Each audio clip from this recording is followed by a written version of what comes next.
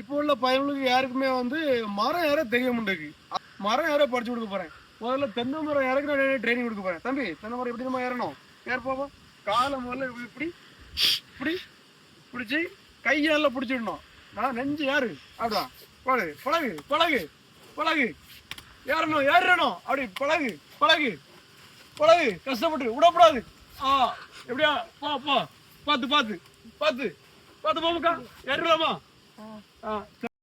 அடுத்தலாம் நம்ம தம்பி ரோஜித்துக்கு கொய்யா மரம் ஏற ட்ரைனிங் கொடுக்க போறேன். தம்பி கொய்யா மரம் ஏறப்போம். மேல மேல கொப்பை பிடிக்கணும்.